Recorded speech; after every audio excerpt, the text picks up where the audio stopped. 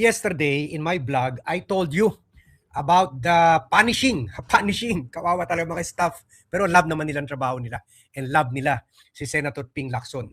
But yesterday, I told you na nung naging kliyente ko siya, naging kliyente siya ng Dean and King's Communication, kung saan kahit ako presidente at CEO ng company ko, pag mga VIP client tulad ni Ping Lacson, kahit kasama ko yung mga staff ko at sila talaga ang nagtatrabaho kay Ping, I always attend the meetings kasi syempre Ping Lacson yan eh.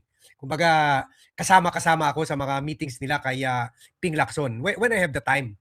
Doon naobserbahan ko grabe yung working habit ni Ping Lacson, lalo na if he feels under attack or he is very passionate about an issue.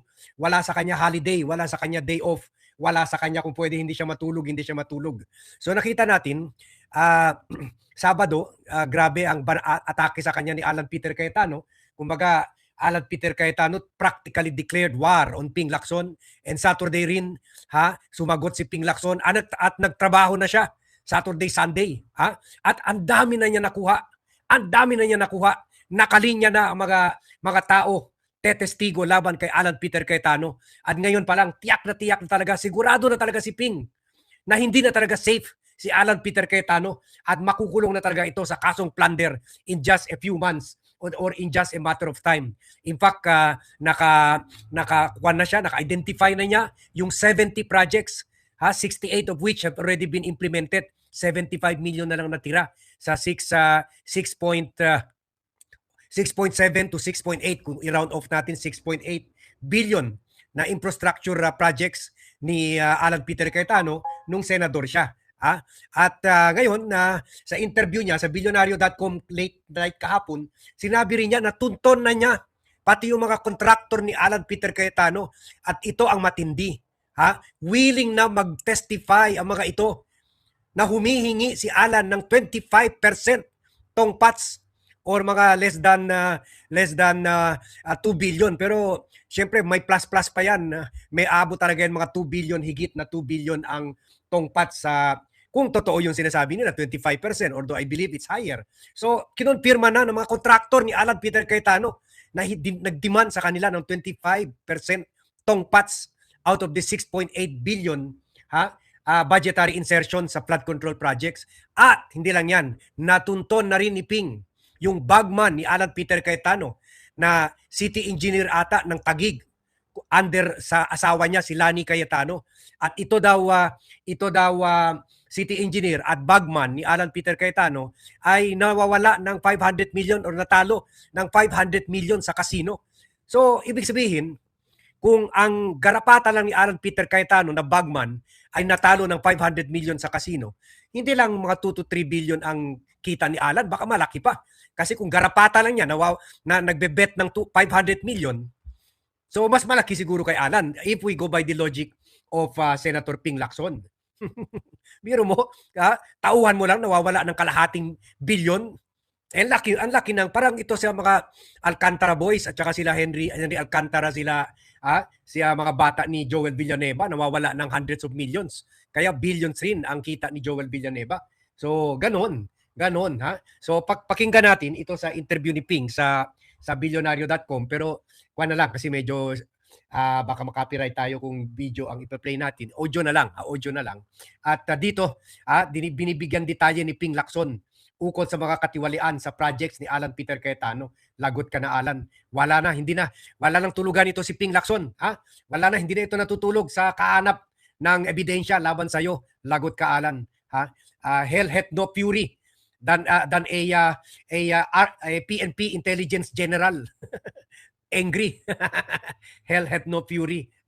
Sa tingin ko sa lahat ng mga kalaban mo ngayon, si Matibag, si Lino Cayetano, yun strong witness rin yun. Si Ombudsman Remulla, si Erwin Tulfo, ang pinaka nakakatakot ito si Ping Lacson kasi halos ito single-handedly pinabaksak yung dati ko ring client si Roberto Bernardo at sila Henry Alcantara, sila Bryce Hernandez.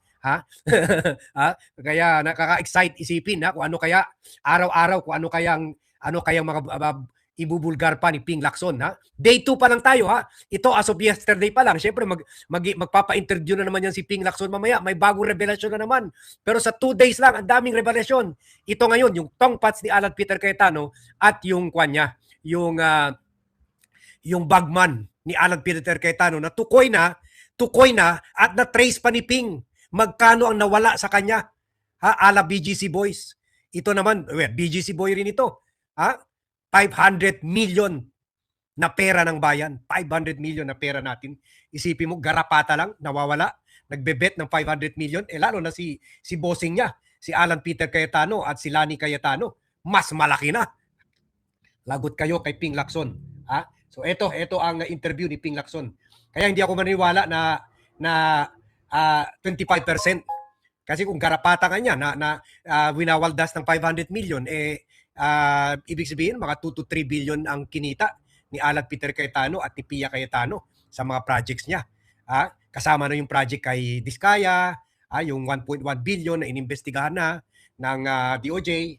So wala nang kawala ito si Alan kay Ping Lacson. So panoorin natin itong interview. At kaugnay ng balitang yan, makakausap natin si Senator Panfilo Ping Lacson. Senator Ping, magandang gabi po sa inyo and thank you for your time. Yeah, George, Ivy, magandang gabi at thank you for having me. Well, firstly, Senator, binira po kayo ni Senator Alan Cayetano hinggil sa paglaki ng inyong net worth. Dumoble raw, pero yung rebuttal ninyo, hindi doble, kundi 4 times bigger since you left the Senate in 2022. Can you explain to us, bakit nga po ba lumaki yung inyong net worth in between 2022 and 2025? Yeah, unang-una, wala ako sa gobyerno from 2022 hanggang 2025. Ang huling file ko ng SALN, 2022 siyempre, nung nag-exit ako. Ang sunod na pag-file ko, 2025. So yung pagitan na yun, wala ako sa gobyerno, private individual ako. Meron kaming real estate deal na nag-broker kami, medyo malaki yung deal, at kumita kami, masama ba yun? At ito'y pinagbayad ko ng buwis. Katunayan, yung taxable years ko ng 2023 and 2024. Sa 2023 taxable years, nag-file ako ng 2024, 10.5 million pesos. Dahil nga, malaki yung amin na kolekta. Doon kasi hulugan yun hindi mabigla yung binigay sa aming yung broker's fee. No, hanggang ngayon nga, meron pang binabayaran sa amin doon, hindi pa kompleto. And the following year, yeah. And this is the only business po na nagkaroon kayo in between 2022 and 2025? Hindi, meron ding iba. Pero sabi ni Maximo Dakaya, imagine giving away 500 million pesos o 500 million pesos to 117.7 million Filipinos. Everyone would be happy. Kaya na niya yung bagman ng ni Ping pwede na magbigay sa ilang thousand Pilipino yung 10,000 pinangako ni Alan Peter Cayetano na ibibigay daw sa mga pang startup business na mga mahirap. Yung bagman lang mismo, kung hindi binigay sa bagman ang pera ni Cayetano, mabubuo na niya yung 10,000 na ginamit niya para mabudol-budol yung mga bubutante sa kanya. Yung bagman na kaya ng bayaran. Kaya hindi na kailangan hintayin sa ni Alan Peter Cayetano nung manggaling pa sa gobyerno yung 10,000. Bagman lang niya kaya na tustusan, kaya na buuin yung 10,000. So hindi ganun ka-significant. Ano? Ang point ko lang dito, wag mo atakehin ang integridad ko. Magpe-Facebook live ka. Alam mo, hindi ako mapatol sa kanya mga nauna kasi mga nonsense. Pero pagka integridad na, alam mo, inalagaan ko itong previous live ko pa sa law enforcement. Naging Philippine Constabulary ako, naging pulis ako, inalagaan ko talaga ito. Hindi ako tumatanggap sa mga gambling lords. Hindi ako tumatanggap sa mga lagay.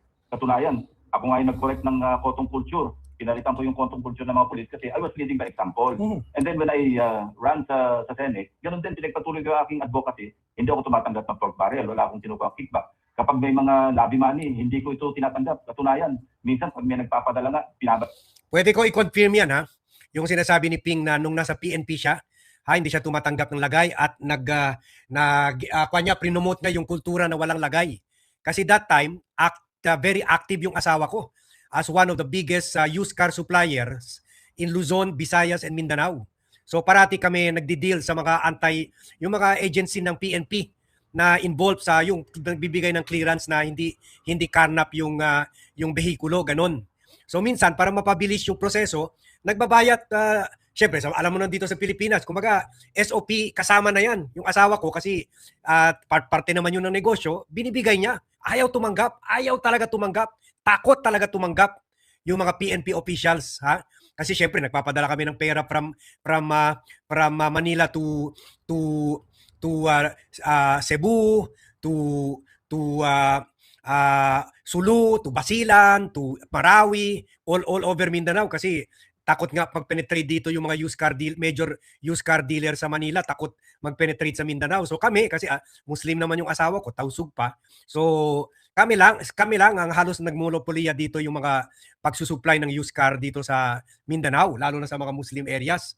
Ha? So kumbaga, okay lang sa amin magbayad para lang mapabilis yung papeles, proseso at maipadala na namin sa mga barko. Takot talaga. Nung time ni Ping lang yan. Ngayon, wala na. Everybody happy again. Pinabalik pa namin. Alam ni Senate President Tito Soto to. Kasi minsan may nagpadala sa aming congressman at okay na raw yung kausap nila. Isinauli namin. At hindi namin sinauli sa congressman. Sinauli namin doon sa mismong applicant ng franchise ng araw. Senator, meron ba kayong personal na alitan kay Senator Alan Cayetano? Bakit ikaw yung binabakbakan niya? And he mentioned na pinersonal mo daw siya. Ano pong ibig Hindi ko alam sabihin? yung sinasabi niya.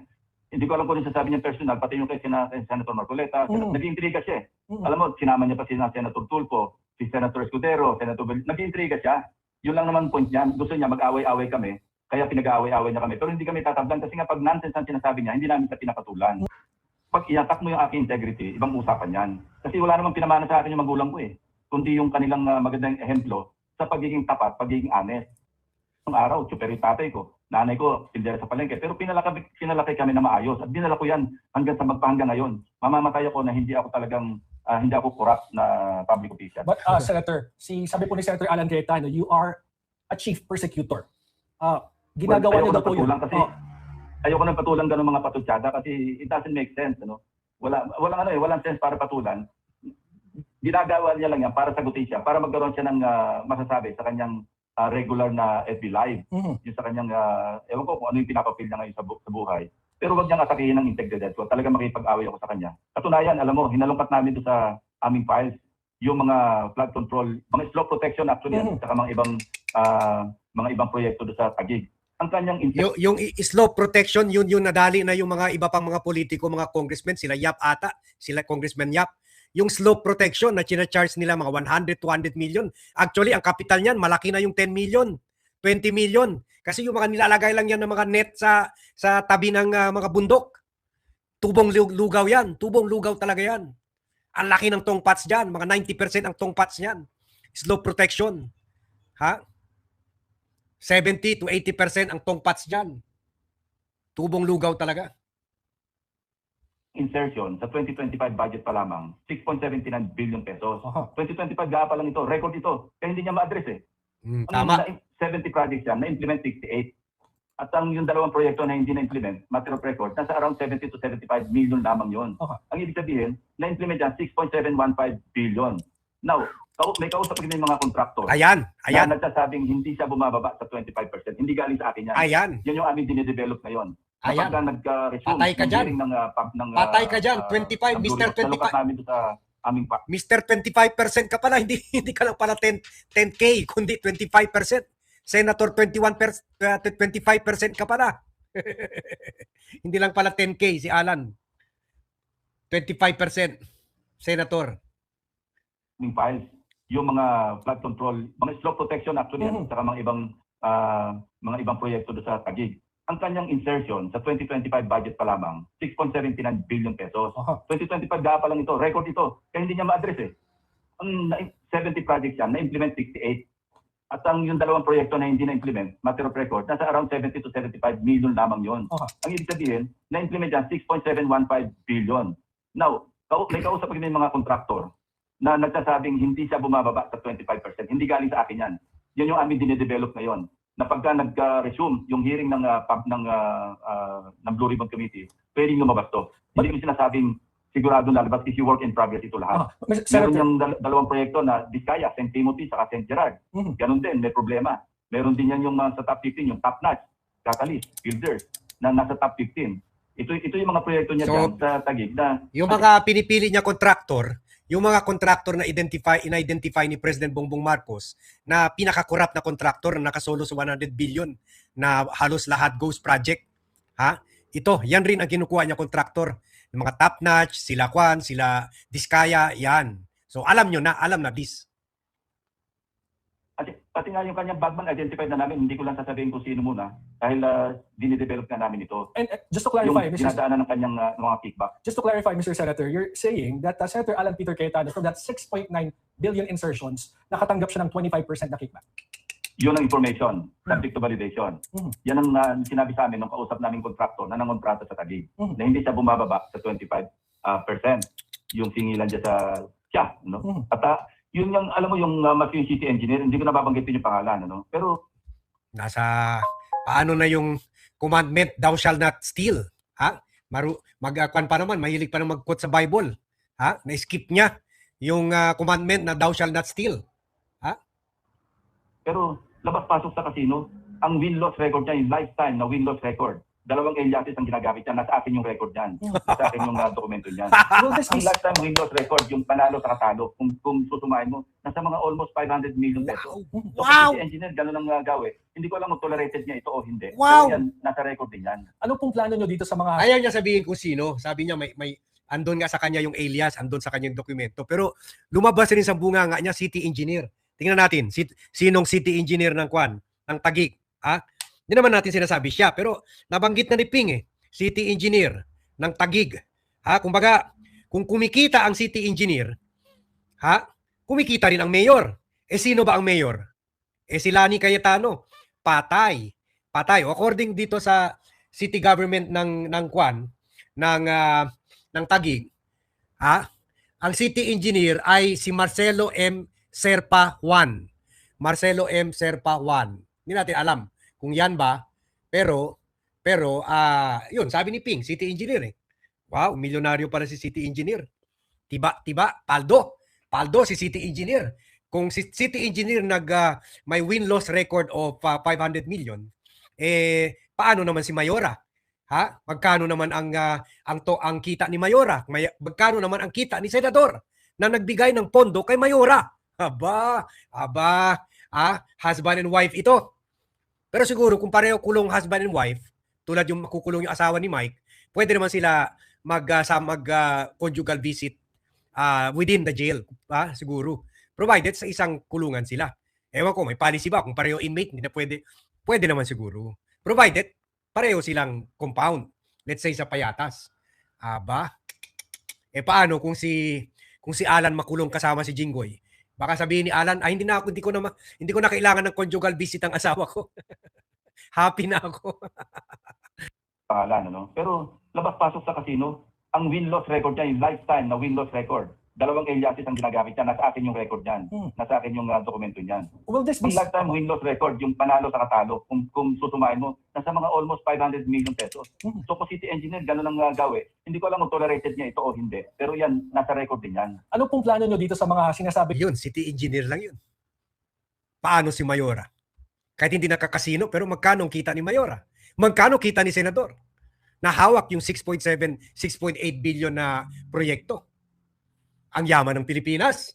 Talo mga American senator at congressman sa atin. Ang yaman ng Pilipinas, talo yung mga city engineer diyan. Meron ba Amerikano city engineer na natatalo ng equivalent na 500 million sa casino? Wala ata Kasi honest yung mga city engineer, municipal engineer, federal engineer diyan sa Amerika. Grabe, garapata lang to bagman lang to. City engineer lang to.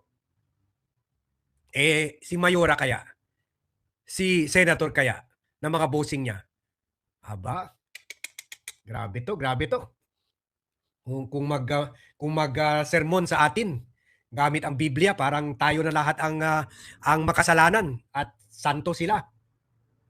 Sabi niyo pong hawak ng ebidensya at case build-up na ginagawa niyo. Will this be a subject of the Blue Ribbon Committee hearing o ibibigay niyo po ito sa mga law enforcement agency? Either way, pwede ko idiretso na sa ombudsman kapag yung mga ebidensya. Plunder. Pero mas magandang sa Blue Ribbon para merong testimony. Katulad yung kay Bernardo, kay Alcantara, Patay. merong magpapahayag. At Patay. Sususugan yan ng mga documentary evidence para matibay. Katunayan, may mga naipadala na kami sa ombudsman. Pero mas mainam alam mo, ang chairman yan, si Senator Erwin Tulfo. Pinag-usapan na rin namin ito. Na pag nag-resume, meron kami mga ipapatawag na mga resource persons na siyang magpapahayag under oath. Pati yung mga dokumentong nandiyan na sa amin, nakabaon na namin yan Hindi lang naasikaso kasi nga medyo nagkaroon ng doon sa partial committee report, ayaw nila magpirma, Oo. medyo naantala. Pero ito, bubuhayin ko talaga ito dahil inatak niya ang aking integrity. Pero kailan nyo ho nalaman yung anomalyang ito? At saka Patay. bakit ho ngayon ninyo nilalabas ang mga points na sinasabi nyo ngayon? Baka Hindi pa kasi George, hindi pa kasi nabuo noon. Mga bits and pieces lang, mga tidbits na mga information tungkol sa kaya nung hinalungkat uli namin yung mga records na hindi nga nailabas noon, yung pagdinig ng Blue Ribbon. Kasi natambakan kami rin ng ng mga issues naipit kami sa Bulacan, doon sa Occidental Mindoro. Yan ang mga DDS na sinasabi, mas corrupt ang Marcos administration. Mas corrupt kayo. Diyan kami naipit Tapos yun nga yung mga pahayag ni Undersecretary Bernardo. So hindi masyadong naasikaso. Pero nandiyan, ngayon, hinahalongkat ko nga lahat yung sa mga staff ko. Pati yung mga napasyalan na rin ng staff namin yung mga proyekto dyan sa Taguig. Sabi ko na nga, Kaya alam namin, may idea kami. tama ko talaga sinabi kahapon. Sabi ko, as we are vlogging now, baka na-inspect na nila Ping, yung staff ni Ping, yung mga project ni Alan, yun na nga ang ginawa nila.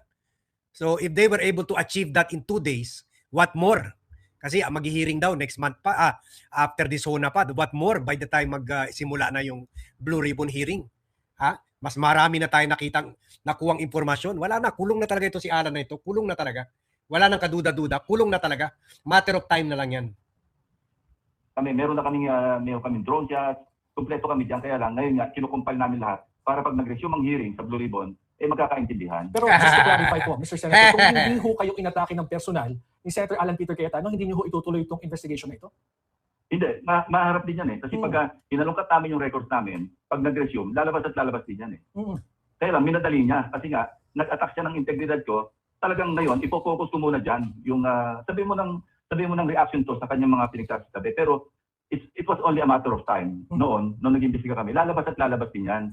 Nagkaroon lang kami ng ibang priorities noon. Kasi nga, naandyan na si Bernardo, naandyan na si Alcantara. So na-focus kami masyado sa Bulacan at saka sa Occidental Mindoro. Pero Senator Ping, wala pong kinalaman ito sa impeachment trial ni Vice Malayo. President. Siya lang yung nagbibigay ng narrative na ganyan. Sabi niya, nililis daw puro impeachment, nakalimutan yung flood control. Well, huwag siya mainit kasi may ghost din sa Taguig. Alright, maraming salamat po sa oras niyo, Senator Ping Lacson. Lalabas na lahat ng multo dyan sa Taguig.